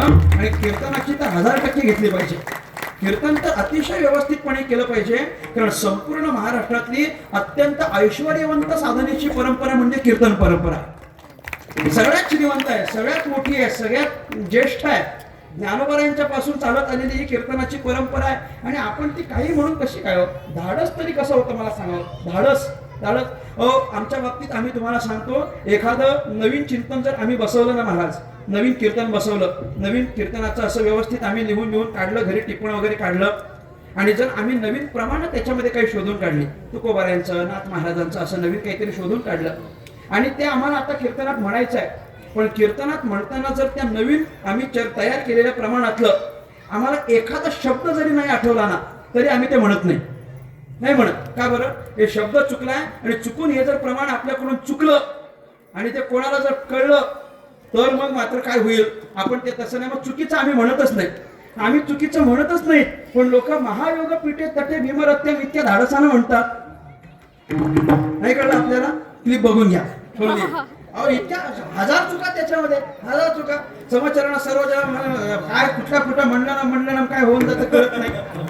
आहे ना, व्यवस्थित पाठ केलं पाहिजे आणि खूप चांगला अभ्यास केला पाहिजे. बाकीचे कुठलेच प्रकार नाही केले पाहिजेत. गाणी बिणी तर अजिबात नाही म्हटली पाहिजेत. करी ती कथा गाती गाणे.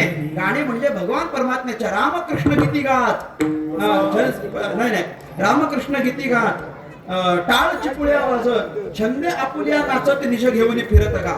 भगवान परमात्म्याचं भजन केलं, भगवंताच्याच कथा केल्या, कृष्णाचा येण्याचा आनंद केला. का आनंद केला? भगवान परमात्मा आला एकटाच, भगवंत आला एकटाच, पण त्या एकट्याच्या येण्याने गोकुळामध्ये खूप चांगले चांगले परिणाम झाले. सगळ्यांवर सकारात्मक परिणाम झाले. काय काय परिणाम झाले तुकाराम महाराजांनी सविस्तर चिंतन त्याचं केलेलं आहे. आता भगवान परमात्मा थोडे मोठे झाले आणि सगळ्यात पहिलं काय केलं असेल तर दुर्जन अशी संहारी अनेक राक्षसांचा भगवंतानं नाश केला. काग बग रिठा मारिले बालपणी अवघी दैत्य खाणी उडविली. नंतर भगवान परमात्म्याने चौर्य कर्म करायला सुरुवात केली, म्हणजे चोरी केली. अनेकांच्या घरी जाऊन चोरी करायची बरं का. भगवंतानं चोरी केली आणि ती बाल्यावस्थेत केली. चोरी करत असताना भगवंत काही फार मोठे नाहीये. रांगतू रंगणी चोरी तर लोणी धावणी धरती गवळणी, रांगता रांगता केली आणि ते रांगलं पण आपल्यासारखंच बरं का. तळवे तळ हात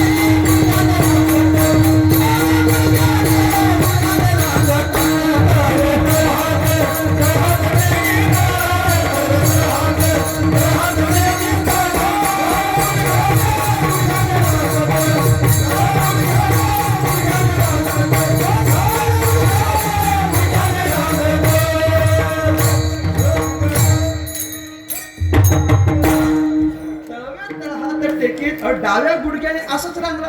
आपली लेकरं जशी रांगतात तसाच देव पण रांगला, काही वेगळा रांगला नाही. तळहात टेकीत डाव्या गुडघ्याने रांगत, तळहात टेकलेले, डावा गुडघा असा वर केलेला, उजवा पाय मागे खेचत असंच तो रांगला की नाही. भगवंत वेगा नाही रांगला. आमच्याकडची भजनाची परंपरा मोठी आपल्या सगळ्यांना माहिती आहे. कोकणातलं भजन म्हणजे कीर्तनापेक्षा भजनाला अधिक प्राधान्य असायचं. आता ती कीर्तनाला जास्त आलं नाही. तर पूर्वी ती भजनं फार व्हायची. रात्रीची भजनं तर फार, तर डबल वारी तर भरपूर. डबल वारीची आमच्याकडची भजन म्हणजे प्रसिद्ध भजन. त्या आमच्याकडची जी सगळी जुनी भजनी मंडळी होती की नाही, ती फार भारदस्त मंडळी होती सगळी. हे पहाडी आवाजामध्ये भजनं करायचे आणि ही गवळणती ते डबल वारीला फार आनंदानं गायचे. आणि ते गाताना त्यांची आवाज मोठी होती नाही, पहाडी होती की नाही. आताची आवाज उंच आहेत पण पहाडी नाही आहेत. उंच असणं वेगळं आणि पहाडी असणं वेगळं. त्यांच्या आवाज पहाडी होती. मग ते त्यातल्या त्यात ते संगीत भजनाचं कसं असतं माहितीये का. क्षमा मागून बोलतो बरं का. जमलंच तर एवढं युट्यूबवरचं कट केलं तरी चालत, असं काय नाही. आणि ठेवलं तरी हरकत नाही, काय नाही. संगीत भजनाचं कसं असतं, जर एखादी चाल नाही बसली तर खिशातला शब्द काढायचा आणि तो त्या चरणात टाकायचा, चालतंय. आणि जर चरणामध्ये जास्त झाले असतील तर काढून खिशात टाकायचं, हे पण चालतंय. संगीत भजनाला चालतं, असं काही नाही. शब्द मागे पुढे कमी जास्त वगैरे केलं. मग ते ना ते भारदस्तपणा यावा याकरता ते फार सुंदर बोलायचे. ते म्हणायचे तळवे तळहात टेकीत डाव्या गुडघ्याने रांगत, डाव्या गुडघ्याने रांगत, अरे डाव्या, असं म्हणायचं. अरे लावायचं, अरे डाव्या गुडघ्याने रांगत, तळहात, अरे म्हणायचे. अरे रे हे सगळं चालतं त्याच्यामध्ये. आपल्याला नाही चालत ते, बरं, संप्रदायात चालत नाही. तळहात टेकीत डाव्या गुडघ्याने रांगत भगवान परमात्मा रांगला. रांगता भगवंतानं चोरी केली. अनेकांच्या घरी जाऊन चोरी करायची आणि मग ज्यांच्या घरी जाऊन चोरी केली त्यांची गारणी यशोदेकडे यायची. तुम्हाला आश्चर्य सांगतो, अख्ख्या जगातला हा एकटाच चोर असा आहे, अख्ख्या जगातला हा एकटाच चोर असा आहे की जो सांगून जायचा चोरी करायला, सांगून आज तुमच्या घरी, आज तुमच्या घरी, आज तुमच्या घरी हे सांगून. आणि याच्या पुढचं गंमत अशी आहे की ज्याच्या घरी चोरी करायला जायचा, ज्या गवळणीच्या घरी चोरी करायला जायचं, त्या घरातला एक सदस्य याच्या मंडळात असायचा. मला सांगावं, घरचा एक सदस्य याच्या बरोबर आणि सांगून जायचं, तर त्याला चोरी म्हणता येईल काय? तरी चोर सांगून येतो की न सांगता येतो? न सांगता. किंबहुना तो न सांगता येतो म्हणून त्याला चोर म्हणतात की नाही? न सांगता येतो. हा एकमेव सांगून जायचो, चोरी करायचा, अनेकांच्या घरी जाऊन चोरी करायचा. अनेकांच्या घरी चोरी केली की ती गारणी यायची, यशोदेकडे यायची. यशोदेला त्याचं फार वाईट वाटायचं. यशोदा सांगायची, बघ बाबा, असं चोरी करणं वगैरे बरं नाही, चोरी करणं बरं नाही. कृष्णाला समजावून सांगायची आणि त्या गवळणीला म्हणायची, बाळ सगुण गुणाचे ताने, बाळ दिसते गोजीरवाणे, काय सांगता काराने गोकुळीच्या नारी. काय काय खोटं खोटं सांगता म्हटले. 5 वर्षाचे माझे बाळ, अंगणी खेळे खेळ, तुम्ही लटिकाची घेता आळगे गोकुळीच्या नारी. ते सगळे आळ ती परतवून लावायची. आपल्या कृष्णावर कधीच आळ जेवून दिला नाही. बरं, काही कृष्णाची जरी झाली तरी ती कोण आहे? आईच आहे. कृष्णाची जरी झाली तरी ती आईच आहे. आणि आईचा स्वभाव काय असतो? आईचा स्वभाव काय असतो? काही झालं तरी, म्हणजे आपल्या लेकराची चूक असली तरी आपल्याच लेकराची बाजू घ्यायची. बरोबर की नाही? हो म्हणा तुम्ही, त्यात काय आता? आपल्या लेकराची किती असू दे, चुकी आपल्या लेकराची असली तरी पण आपल्याच लेकराची बाजू घ्यायची. आईचा स्वभाव आहे. कृष्णाची जरी असली तरी यशोदा ही आईच आहे. ती कायम आपल्या लेकराची बाजू घ्यायची.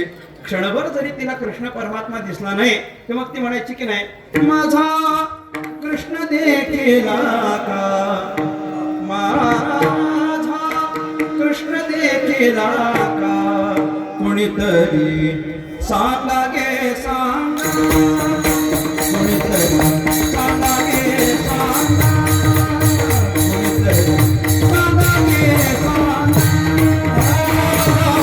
कृष्ण देखीला,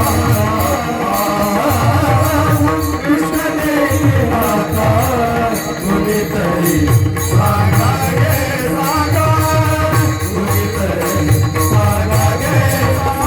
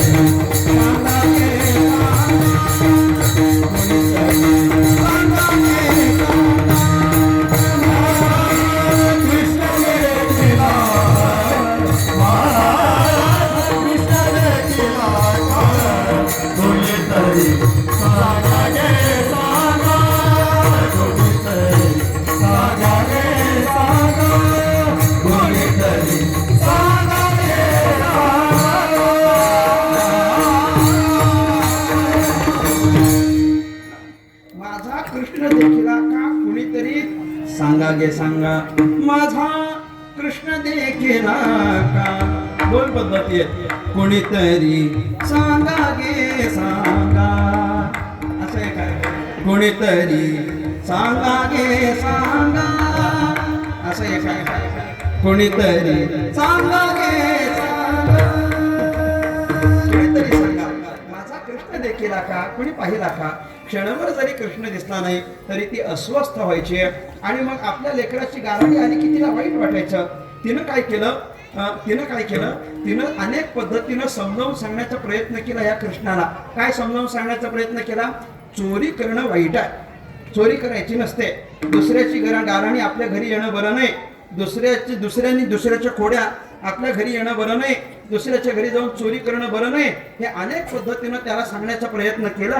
पण समजावून सांगितल्यानंतर लगेच ऐकलं तर तो कृष्ण कसला, तो समजावून ऐकत नाही. आमच्या गावामध्ये संगीत शिकवायला गुरुजी यायचे. त्यांनी समजावण्याच्या बाबतीमध्ये इतकी सुंदर गवळण मांडली की नाही, ते असं म्हणायचे. त्यांची गवळण अशी होती, पहा. समजावू किती मी रे तुला सावळ्या,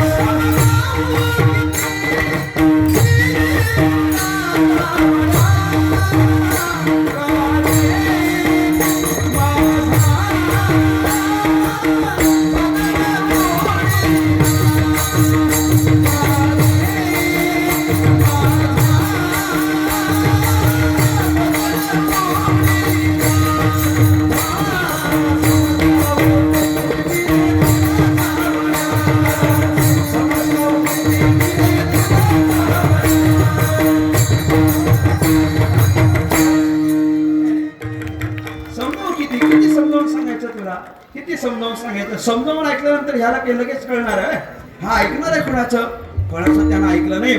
समजावून पाहिलं, ऐकलं. समजावून नाही ऐकलं की तुम्ही काय करता? हा, समजावून नाही ऐकलं की मी दुसरी स्टेप विचारतोय तुम्हाला. समजावून नाही ऐकलं की दरडावून सांगायचं, समजावून धमकावून, थोडीशी कडक आवाजामध्ये सांगतात की नाही, तसं तिनं कडक आवाजामध्ये धमकावून सांगितलं. धमकावून, कृष्णा तुला मी, म्हणून मी म्हणत नाही, सगळ्याचा पाठ आहे. ताकीद करते घरी कुणाच्या जाऊ नको, कुणाच्या घरी जाऊ नको, चोरी करू नको, ताकीद करून सांगितलं, ताकीद करून. तरी पण ह्यानं ऐकलं नाही. समजावून सांगितलं, ऐकत नाही. ताकीद करून सांगितलं, ऐकलं नाही. उखळाला बांधलं, ऐकलं नाही. काठीनं मारलं, ऐकलं नाही. शेवटी ती पाया पडते तरी ऐकत नाही. पाया पडली, पाया पडते की नाही. खोड्या नको करू माझे बाबा, माझे बाबा, खोड्या नको करू माझे बाबा, खोड्या नको करू माझे बाबा, खोड्या नको करू माझे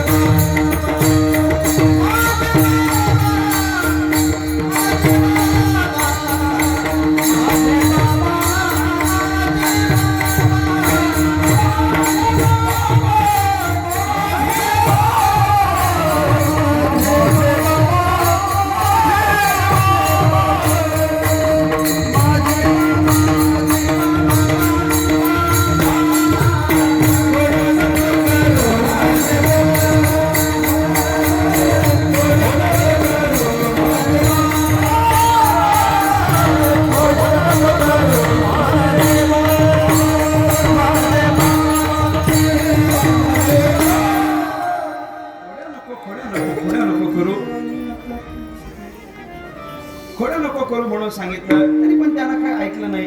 शेवटचं सांगतो, काय नाही, फार वाढवत नाही, शेवटचं सांगतो. मी म्हटले आता सगळ्याच खोड्या करून झाल्या, हा ऐकतच नाही.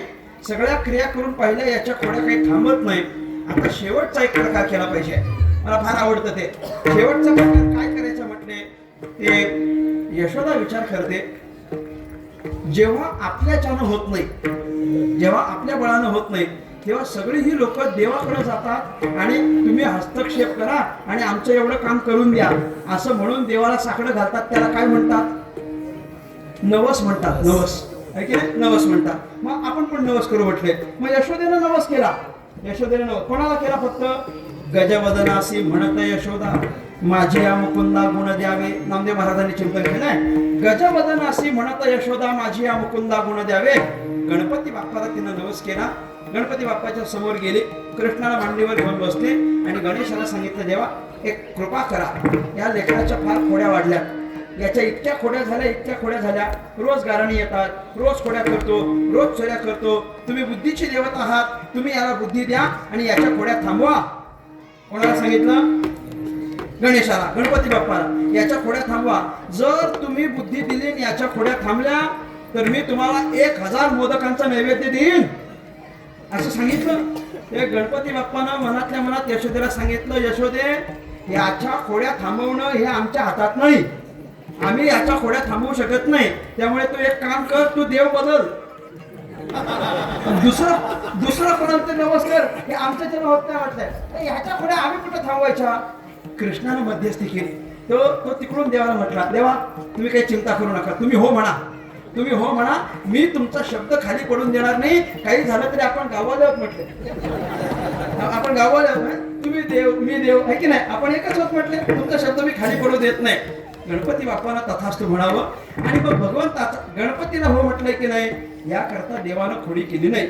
एकमास देवे खोडी नाही केली, प्रचिती ती आली यशोदेसी. 1 महिन्यापर्यंत कृष्णानं अजिबात खोडी केली नाही. आणि मग यशोदेला असं वाटलं, ज्या अर्थी रोज 3-3 वेळा लोक याची गारणी घेऊन घरी यायची आणि आता महिनाभर एकही गारणं नाही, ज्या अर्थी सगळ्या खोड्या थांबल्या, ज्या अर्थी सगळी गारणी थांबली, ज्या अर्थी हा कोणाच्या घरी जाऊन चोऱ्या करत नाही, त्या अर्थी बहुतेक गणपती नवसाला पावला. मग आता काय करता? आता नवस फेडायचा. 1000 मोदक तयार केले.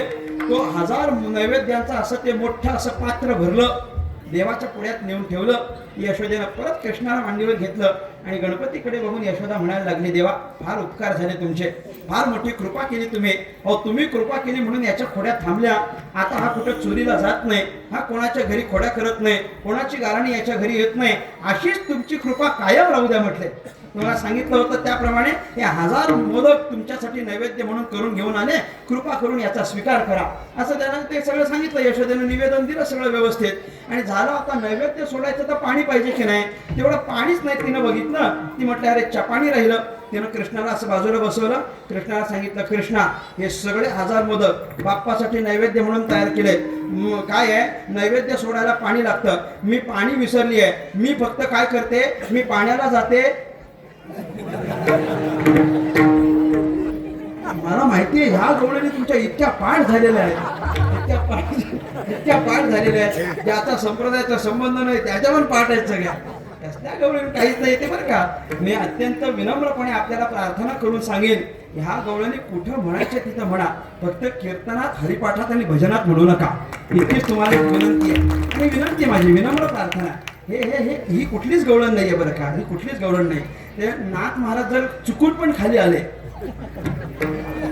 तर ज्यांनी एका जनार्दनी लावलंय की नाही, जाऊ दे आता मला कठोर बोलणं फार जमत नाही, नाही असं नाही केलं पाहिजे. पण काय करते, काय नाही, मी ते फक्त पाणी राहिलं, मी जाते आणि पाणी घेऊन येत. अहो म्हणा काही नाही, वाक्य येते, काही नाही, पाणी घेऊन येते म्हटले. ती घरात गेली आणि पाणी घेण्याकरता म्हणून घरात गेलेली यशोदा इतकीच संधी कृष्णानं साधली.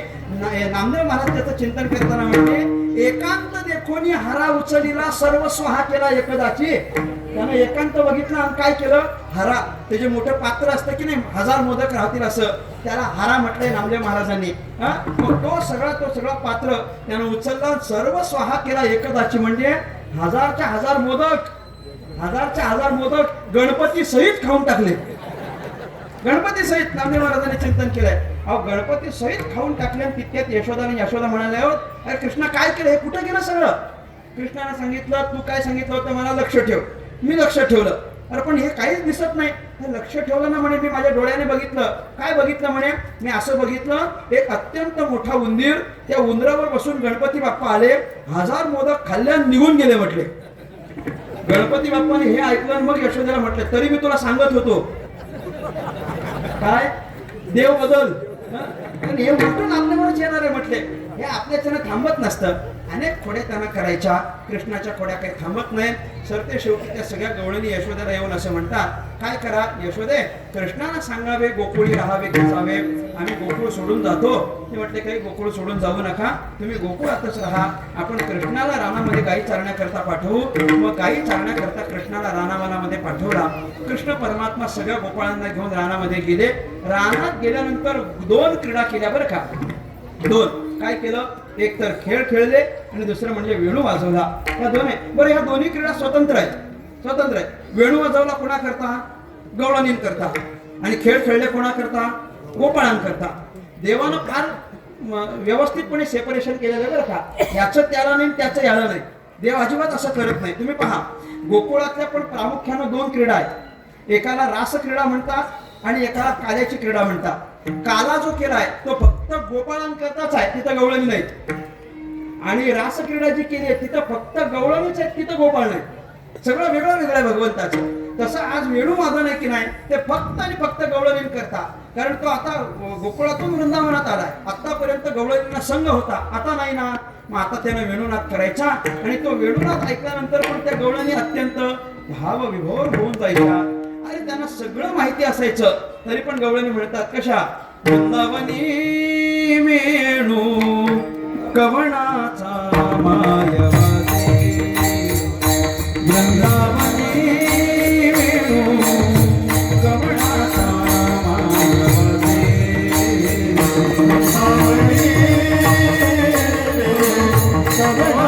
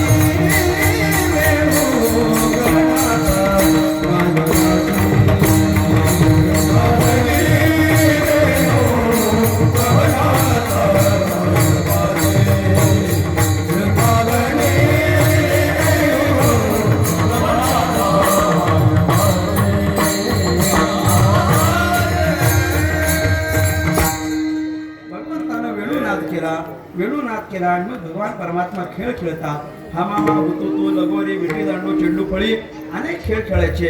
एक खेळ झाला की दुसरा, दुसरा झाला की तिसरा. हमामा पोरा हमामा असं म्हटलं की लगेच खेळ विटी दांडू म्हणायचे. असं अनेक अनेक खेळ खेळून झाले. देवाचं काय, देवाचं झालं, देवाच एक खेळ झाला की म्हणायचा आता दुसरा खेळायचा, दुसरा झाला की तिसरा खेळायचा, तिसरा झाला की चौथा खेळायचा. हे असे एक एक खेळ रंगायला लागले. गोपाळ म्हणायला लागले आता बस करा, आता बस करा. नाही आता बस करा म्हटले, आता बस करा. अरे किती खेळ खेळायचे म्हटले, का बरं पास झाले ना खेळ आता. मग आता काय करा, अवघे गोपाळ म्हणत ती यारे करू काला. आता काला केला पाहिजे, आता भोजनाची व्यवस्था केली पाहिजे, शिदोरीची व्यवस्था केली पाहिजे. काम सार्वनी सकळ अवघे आले गोपाळ म्हणती आता वेळ झाली, आता वेळ म्हणती आणा शिदोऱ्या. वेळ झाली म्हटले शिदोऱ्या आणा. मग सगळ्यांनी आपल्या आपल्या शिदोऱ्या आणल्या, देवाच्या समोर उघड्या केल्या. देवानं सगळ्यांच्या शिदोऱ्या पाहिल्या.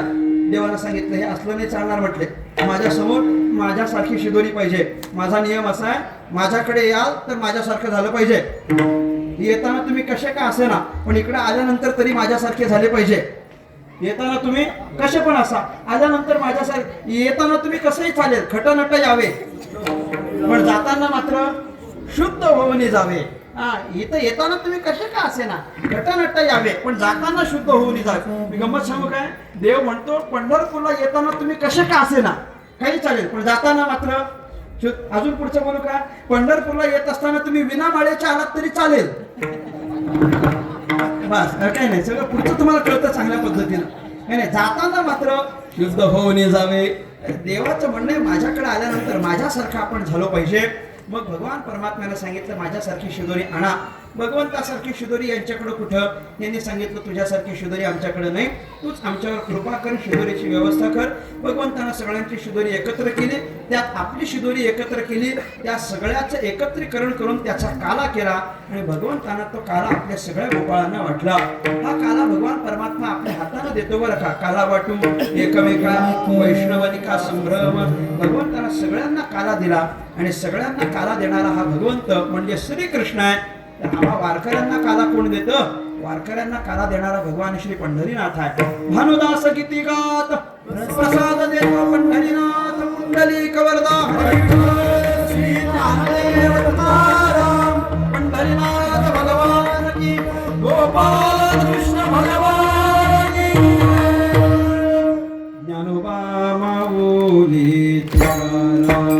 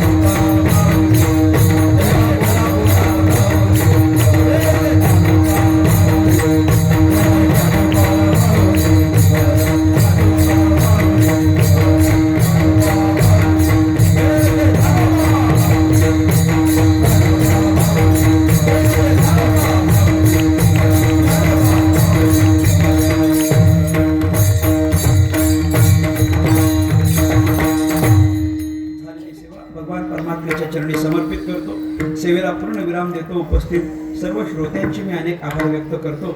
समस्त ग्रामस्थ कान्हेगाव आणि परिसरातून उपस्थित झालेल्या सगळ्याच श्रोत्यांच्या एकत्रीकरणाने संपन्न होत असलेला आपला हा उत्सव आहे. आपण त्याला 48 वर्ष आज पूर्ण केली आहेत. ही भगवंताची आपल्यावर मोठी कृपा आहे. एवढ्या वर्षांपर्यंत सप्ताह सुरू ठेवणं ही काही सामान्य गोष्ट नाही आहे. बरेचसे उत्सव लवकर सुरू होतात आणि असं लवकर बंदही पडतात. परंतु ज्या ठिकाणी सामूहिक पद्धतीने हे उत्सव होतात, एकामेकाच्या विचारानं हे उत्सव होतात, हातात हात घालून काम करण्याच्या वृत्तीने जेव्हा हे उत्सव होतात, त्यावेळेला हे उत्सव मात्र दूरपर्यंत टिकतात. 48व्या वर्षातली आजची हे काल्याची कीर्तनाची सेवा माझ्यासारख्या एका सर्वसामान्य साधकाकडे आपण सुपूर्त केली, त्याबद्दल तुम्हा सगळ्यांचे अनेक अनेक आभार व्यक्त करतो. आज आपण ह्या उत्सवाची सांगता करत आहोत. म्हणजे या उत्सवाचं आजचे प्रसादाचं कीर्तन आहे. आज सगळ्यांना प्रसाद आहे. आज सगळ्यांना प्रसाद. आज कीर्तनकाराला प्रसाद आहे, गायकाला प्रसाद आहे, वादकात प्रसाद. मी प्रसादाचं बोलतो, लांब जाऊ नका. आपण प्रसादाचं सगळ्यांना प्रसाद. टाळकऱ्याला प्रसाद, भगिनींना प्रसाद, श्रोतृवर्गाला प्रसाद आहे. सगळ्यांना प्रसाद मिळणार आहे. हे प्रसादाचं कीर्तन आहे. आपण अत्यंत भाग्यवान मंडळी आहोत की आपल्याला भगवंताचा प्रसाद प्राप्त होतोय बरं का. हा प्रसाद देवदेवतांना पण मिळाला नाही. वैकुंठी तो ऐसे नाही कवल काही काल्याचे तो आपल्याला मिळाला. आपण दैववान मंडळी आहोत. तुम्हा सगळ्यांचे मी अनेक आभार व्यक्त करतो. आजचं हे कीर्तन ज्यांच्या सौजन्यानं प्राप्त झालेलं आहे, सन्माननीय तुषार भाऊ सातकर, भूषण भाऊ सातकर आणि प्रतीक भाऊ सातकर या तिघाही सन्मित्रांच्या एकत्रित येण्याने आजचे हे कीर्तन माझ्या वाट्याला आलं. मी त्या तिघांचे अनेक अनेक आभार व्यक्त करतो. काही नाही, मित्रमंडळीनं एकत्र येऊन काय करावं, तर मित्रमंडळीनं एकत्र येऊन सप्ताहामध्ये सेवादान करावं. काहीतरी चांगलं सेवादान केलं पाहिजे. नाहीतर मित्र एकत्र आल्यानंतर काय करतील याचा नियम नाही. परंतु ही तीनही सन्मित्र एकत्र येऊन आपण कीर्तनाची सेवा केली पाहिजे. याकरता मला अनेकविध पद्धतीचा आग्रह केला, त्याबद्दल मी त्या तिघांचे पण अनेक आभार व्यक्त करतो. अत्यंत चांगल्या पद्धतीनं त्यांनी हे माझ्यापर्यंत पोहोचले आणि ही कीर्तनाची सेवा करण्याकरता आग्रह केला. सन्माननीय गणेश भाऊ सातकर असतील की ज्यांनी माझ्या नित्य संपर्क केला, संपर्कात राहिले, मी त्यांचे आभार व्यक्त करतो. अनेक वर्षांच्यापासून ज्यांची माझी मैत्री आहे असे आमचे अतुल भाऊ सातकर, त्यांनीही मला संपर्क केला बऱ्याच वर्षांपासून. अतुल भाऊंचा माझा अनेक वर्षांच्यापासूनचा असलेला संपर्क आहे. ते मागच्या 2-3 वर्षापासून म्हणायचे की तुम्ही कीर्तन करा, आणि मागच्या 2-3 वर्षापासून म्हणायचे मला तारीख मोकळी नाही. मी कायम तेच म्हणायचो. यावर्षी आता त्यांनी अडचणच अशी केली की पहिलाच फोन तुम्हाला केलाय. हे असे फोन खूप अडचणीचे असतात. पहिलाच फोन केला म्हटले हे फार अडचणीचे असतात. पण सगळे 9च्या 9 दिवस गेलेला सांगताच येत नाही की नाही. त्यामुळे मी अतुल भाऊंचे, गणेश भाऊंचे, या तिन्ही सन्मित्रांचे मी सगळ्यांचे आभार व्यक्त करतो. त्यांच्या सगळ्यांच्या एकत्रित येण्यानं हा कीर्तनाचा लाभ मला झाला, म्हणून मी त्या सगळ्यांचे आभार व्यक्त करेन. अनेकसा तरुण वर्ग या सप्ताहामध्ये उभा राहिलेला आपल्याला पाहायला मिळतोय. मी त्या तरुणांचे पण आभार व्यक्त करतो. काय नवलाची गोष्ट अशी आहे की अलीकडं हे नाम सप्ताह सगळे तरुणांच्या हातामध्ये आलेले पाहायला मिळतात, आणि ती अतिशय आनंदाची गोष्ट आहे. अतिशय आनंदाची गोष्ट आहे. मी समन्वय करत असताना असं म्हणत असतो, 48व्या वर्षापर्यंत ज्या ज्येष्ठ श्रेष्ठांच्या मार्गदर्शनातून हा उत्सव इथपर्यंत आला, त्या ज्येष्ठांच्या चरणी पण आपण दंडवत केलं पाहिजे. आणि जी तरुण मंडळी हा सप्ताह इथून पुढे चालवणार आहे त्यांचं पण आपण अभिनंदन केलं पाहिजे. या दोघांचे पण आपण आभार मानले पाहिजेत. मी या दोन्ही वर्गाचे आभार मानतो. सगळाच महिला वर्ग आहे. या सप्ताहामध्ये सेवा देणारा सगळा आचारी वर्ग असेल, मी त्यांचे आभार व्यक्त करतो. चांगली साऊंड सिस्टीम आपल्याला प्राप्त आहे, मी त्यांचे आभार व्यक्त करेन.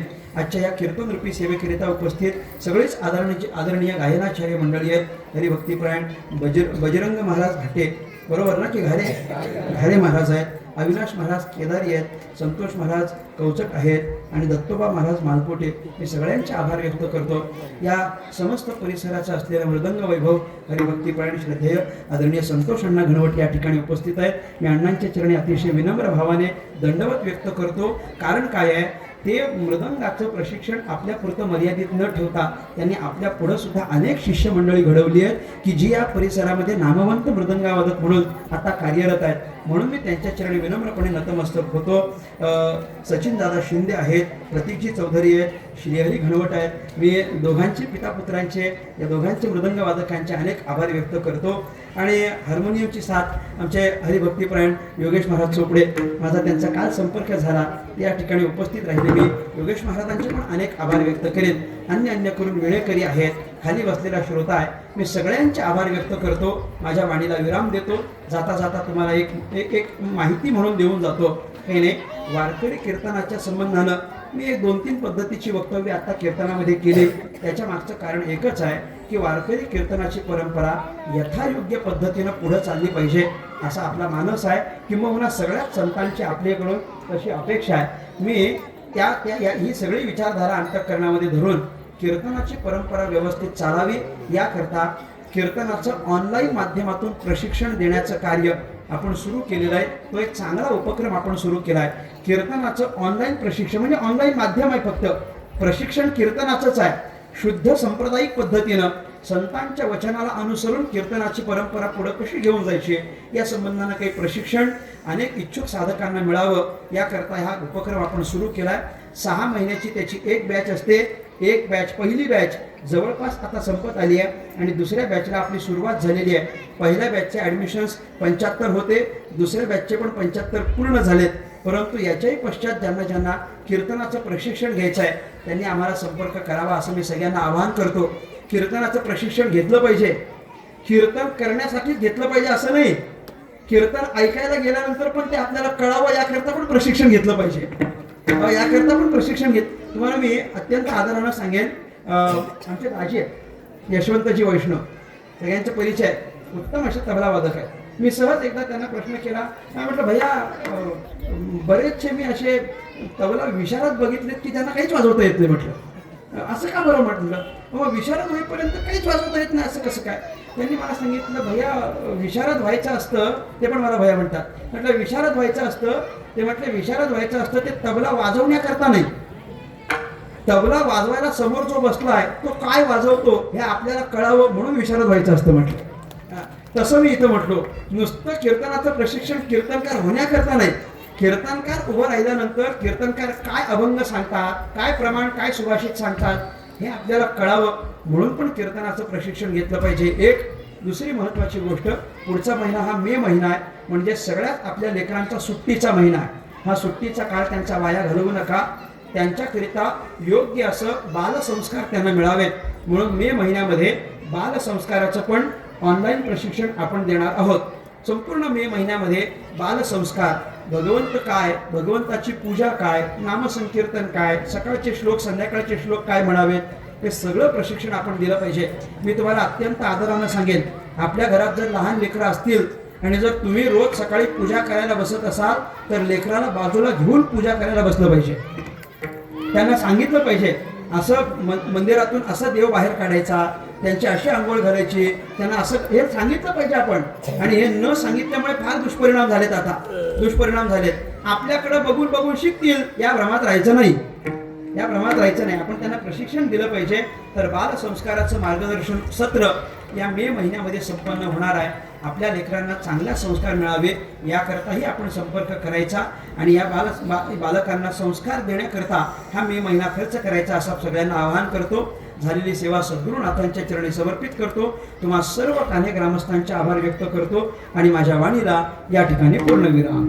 विठ्ठल जय जय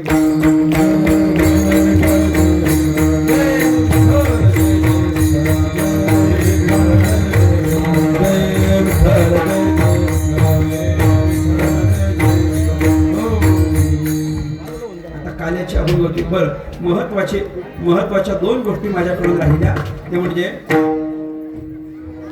शांत राहा, 2 मिनिटं शांत. महत्वाच्या दोन गोष्टी म्हणजे हे दोनही कॅमेरे जे आपल्या पुढ्यात कधीपासून झळकत आहेत की नाही, मी त्या दोघांचे पण आभार व्यक्त करेन. आपलं DG व्हिडिओग्राफी बरोबर ना, हां, मी त्यांचे अनेक आभार व्यक्त करेन. आणि आमची मावळची मुक्ताई म्हणून रुपालीताईंचे पण अनेक आभार व्यक्त करेन. त्या दोघांचेही अनेक आभार व्यक्त करतो, कारण त्यांच्यामुळे हा उत्सव अनेकापर्यंत पोहोचतोय. चला, काल्याचे अभंग होतील, त्याच्यानंतर जय. शिंकेला विले दुरे होतो ते घरचे मिळवली तुम्ही भारी डोळीकडे मुख पसरवली. वाहती त्या धारा घरी डोळीचा डोकरा, तुम्ही भारी डोळीकडे मुख पसरवली रे. तुला म्हणे हाती तो कालिक उरला एक, तुम्ही भारी डोळीकडे मुख पसरवली रे.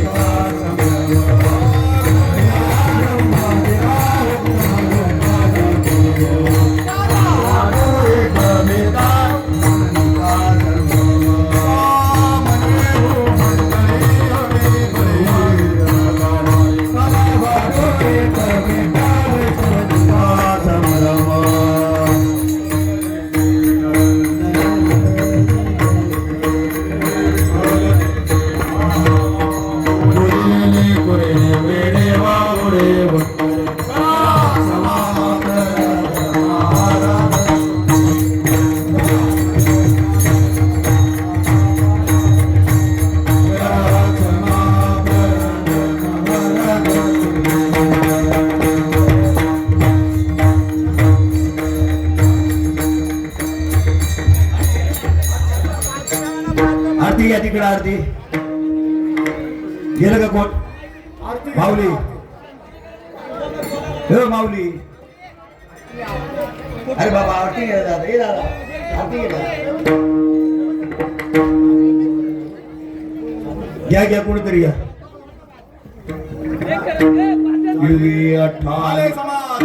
तुमचे देखील चरण उठावे से मनाई